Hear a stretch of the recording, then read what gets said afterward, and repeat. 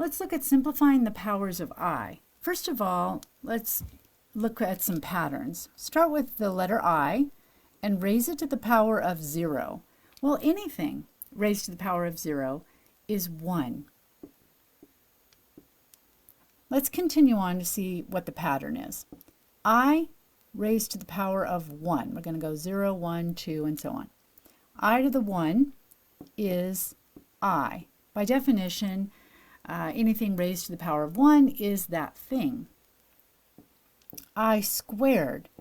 The definition of I squared is -1.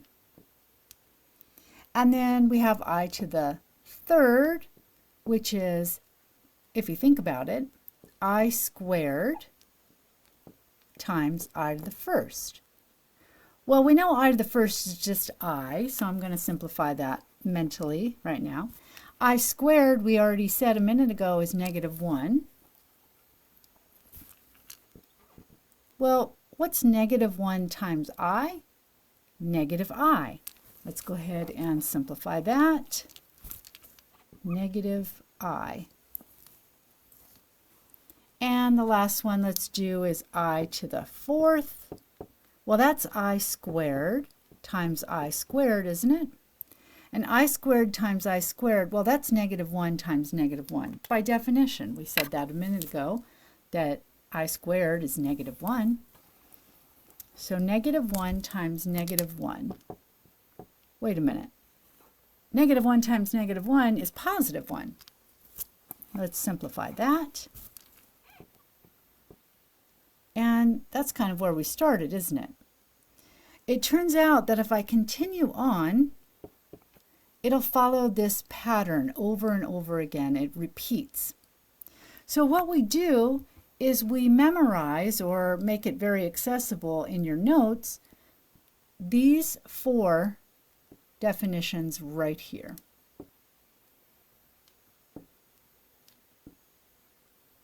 Because they will unlock any problem. So here's how you do it. If you get a simple one like, what is I to the 3rd? Well, you can have it memorized, or you can look it up and you can see that it's -I. But let's imagine a more interesting one. Suppose they ask you, what is I to the 12th power? Well, you don't want to have to list it to 12. So there's an algorithm, a few steps you can do to get to the answer. And what you do is you take the 12, that power, you divide it by 4. So 12 divided by 4 is 3. And do we have a remainder? No, we don't. So if there's no remainder, it's a power of, it's a 0. The remainder, we'll say the remainder is 0.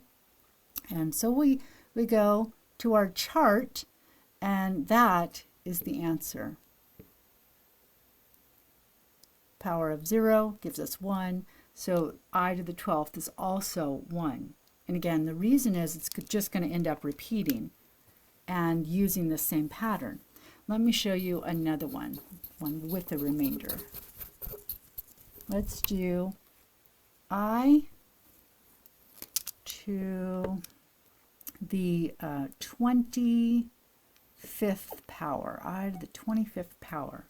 Okay, so the step is take that exponent, let's see, right here, divide by 4. It's always 4. And you're looking for any remainder. So here we go. How many times does 4 go into 25? Let's see, 6, right? 6 times 4 is 24. Subtract, and you get a remainder of 1. Then you just go right over to your chart, and you're looking up the 1. Oh, the answer is I, so our answer is I.